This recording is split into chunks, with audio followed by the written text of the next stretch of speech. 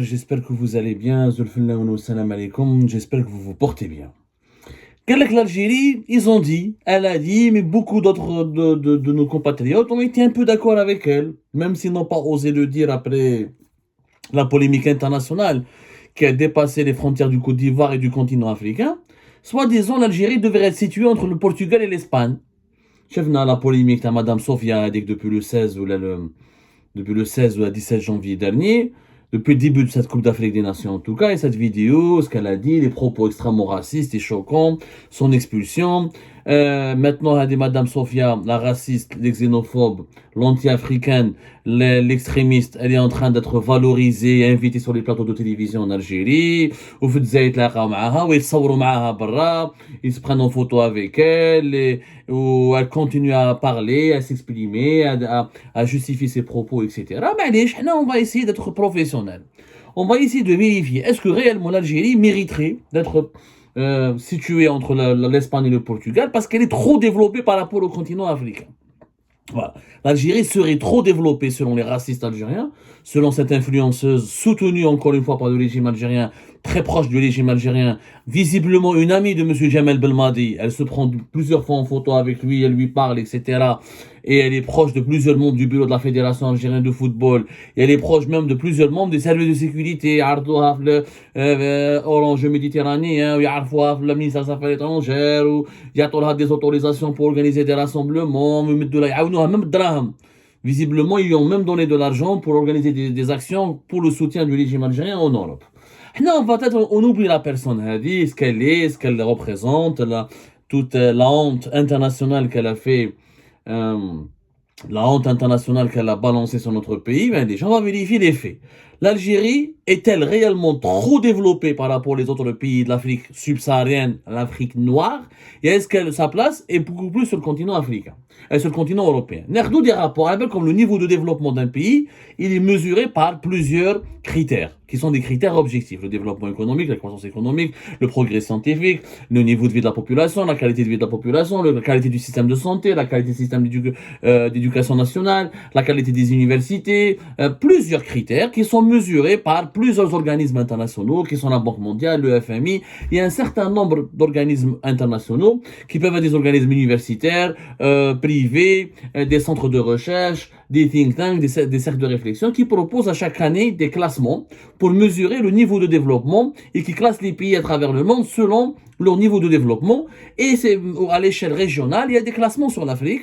Il y a beaucoup de rapports, il y a énormément de rapports internationaux sur l'Afrique. Maintenant, on va chercher.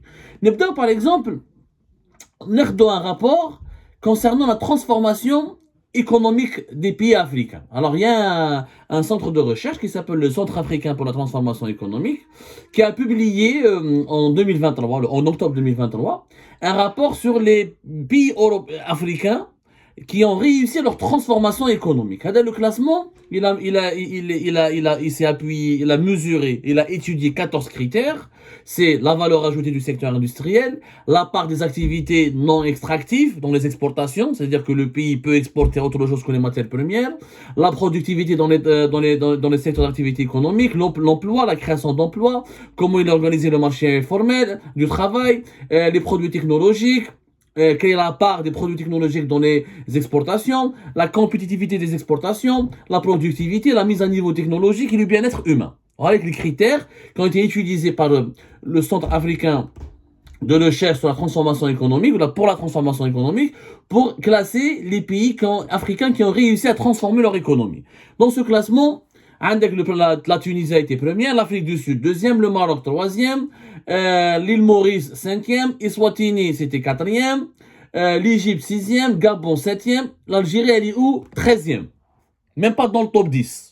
Avec un premier document, premier classement international, l'Algérie est classée au 13e rang. Elle est dépassée par le Sénégal, par le Botswana, par le Nigeria, par le Gabon, l'Égypte, le Maroc, l'Afrique du Sud et la Tunisie concernant la transformation économique ou la réussite de son processus de transformation économique. 13e à l'échelle africaine.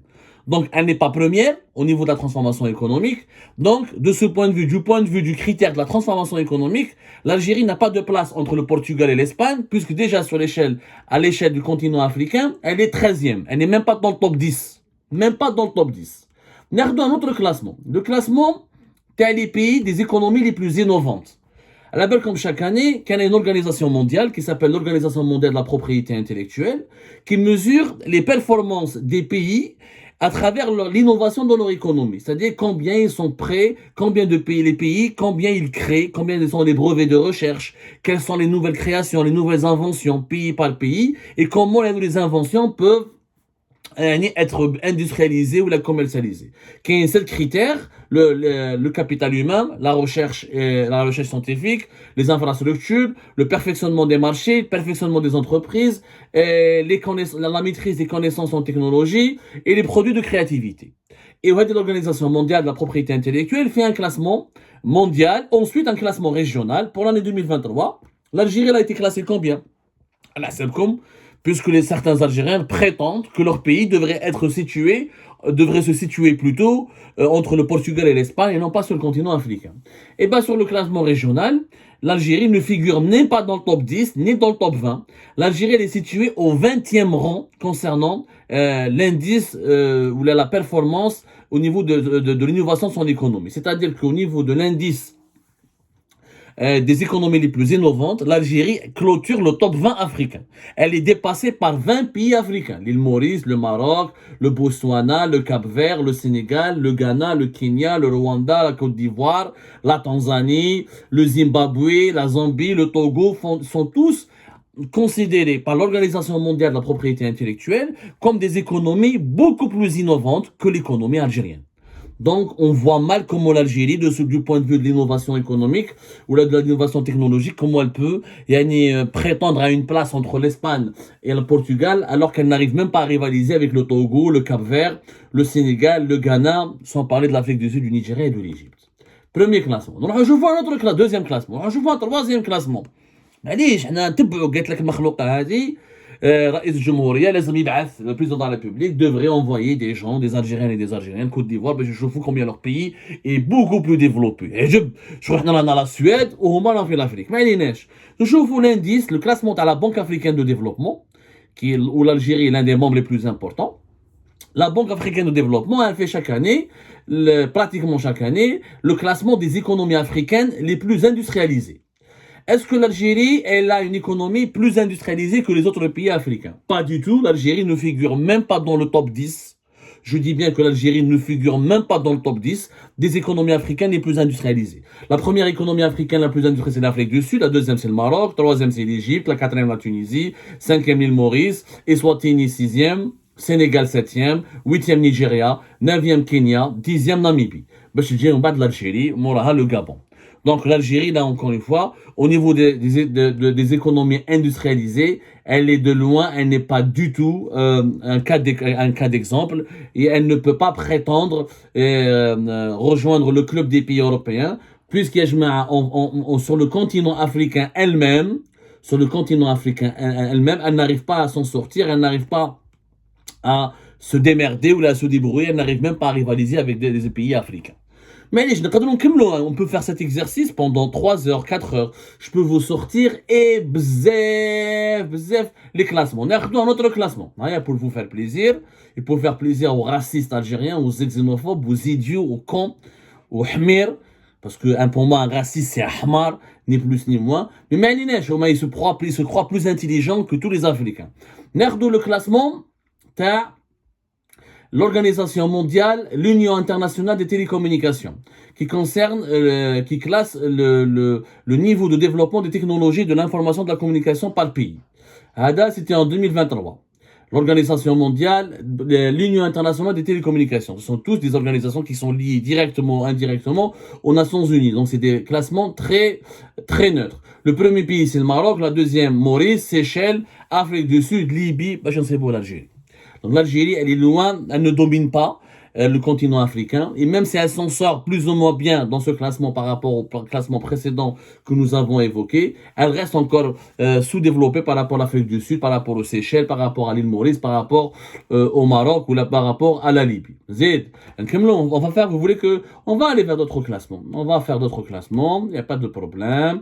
Parce que les Algériennes et les Algériens se réveillent, qu'ils arrêtent de croire que, ou là, on leur fait croire en tout cas, on leur fait croire, et certains y croient beaucoup, qui sont les Superman du continent africain, qui sont hyper développés par rapport aux Africains qui ont la peau noire. Voilà, parce que eux, ils ont la peau blanche. Comme les Algériens, ils ont la peau blanche, et ils croient savoir que la peau blanche, c'est un critère de développement. Il suffit juste d'avoir la peau blanche. En fait, la peau, c'est pas un critère.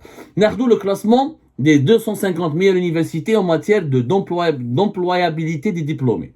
Alors, c'est un classement international euh, qui est réalisé chaque année par un grand cabinet de conseil en ressources humaines qui s'appelle Emerging et qui évalue la fonction, la bonne formation des universités à travers le monde et qui sont les universités qui forment les étudiants qui trouvent rapidement du travail dans le marché de l'emploi. Il n'y a que 4 universités africaines qui sont classées dans les 250 meilleures universités au monde en matière d'employabilité des diplômés.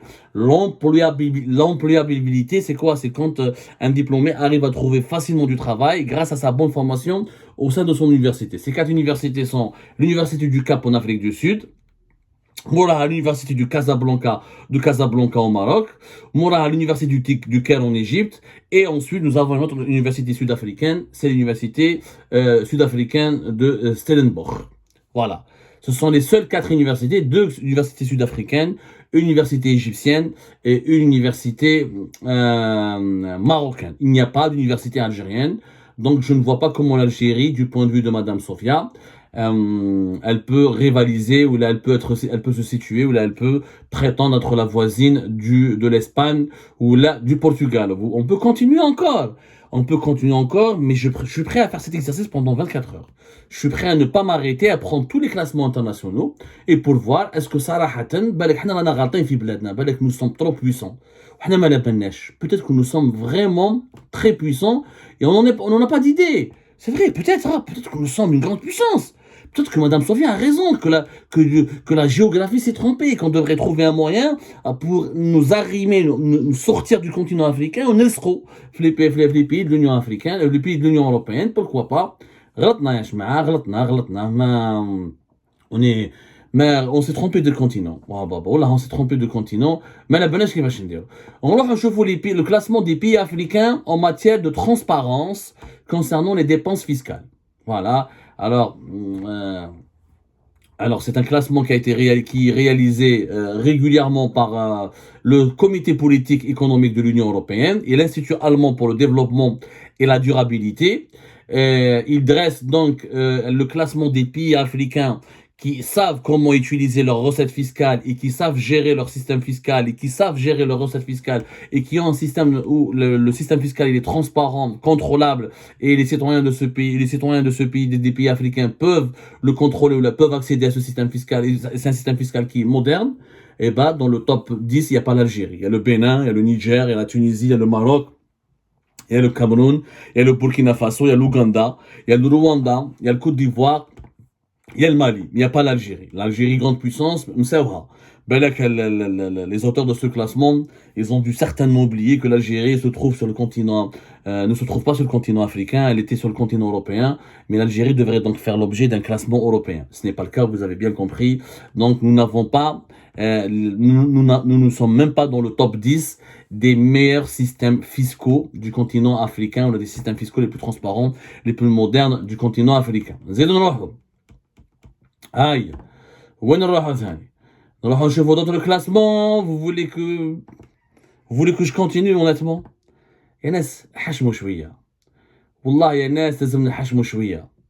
نحشموا شوية, on arrête, encore une fois, je l'ai dit hier, de narguer le continent africain, de le mépriser et de se montrer et d'entretenir un certain complexe de supériorité qui n'a pas lieu d'être. Je ne rentre pas dans le classement des startups, le classement l'utilisation des crypto-monnaies, du paiement en ligne, dans les trucs très technologiques, mais je préfère ne pas vraiment faire du mal à mes compatriotes, parce qu'on est très très... Les marchés africains, les marchés financiers africains les plus développés. Le classement des marchés africains les plus développés qui est réalisé chaque année par un groupe sud-africain qui s'appelle Absa Group. C'est un groupe de services financiers et qui est en collaboration avec le Forum officiel des institutions monétaires et financières. C'est un think tank spécialisé dans le domaine de la politique monétaire et de la finance et de l'investissement public. Dresse un listing des pays africains qui ont les marchés financiers les plus importants. Mais qu'est-ce l'Algérie? L'Algérie, ma cash, elle n'a même pas de marché financier. Dans les 28 pays qui ont un main classé, l'Afrique du Sud première, l'île Maurice, Nigeria, Ouganda, Namibie, Botswana, Maroc, Kenya, Ghana, Tanzanie, Égypte, Zambie, Malawi, il n'y a pas l'Algérie. Pourquoi? Parce que nous n'avons pas de marché financier, nous n'avons pas de bourse, nous avons des banques très arriérées. Toutes les banques les plus importantes du pays appartiennent à l'État. C'est des caisses, c'est même pas des banques. Donc, nous ne sommes même pas classés. Je peux continuer cet exercice très longtemps encore. Mais ça risque de faire très très mal. Et à chaque fois, ce sont des classements internationaux dressés par des établissements ou des organismes qui sont neutres, qui sont professionnels, qui sont, qui se basent sur des méthodes rigoureuses et scientifiques. Et à chaque fois, l'Algérie ne figure pas. Ni dans le top 5, ni dans le top 10. C'est rare où l'Algérie est dans le top 10. En tout cas, elle n'est pas du tout un pays leader des pays africains, du continent africain. Et c'est pas du tout un pays puissant, comme on le laisse croire. Et nous n'avons pas, il y a une supériorité outrageante où nous ne jouissons pas d'une domination extrêmement importante sur le continent africain. Honnêtement, celui qui vous dit que l'Algérie devrait se situer entre le Portugal et l'Espagne, c'est quelqu'un où il est malhonnête, où il est idiot, où c'est un attardé. En tout cas, il se trompe lourdement, parce qu'on n'arrive même pas encore une fois de trouver notre place sur le continent africain. On n'arrive même pas à s'imposer sur le continent africain au niveau du développement industriel, économique et technologique, et financier, scientifique, éducatif et autres.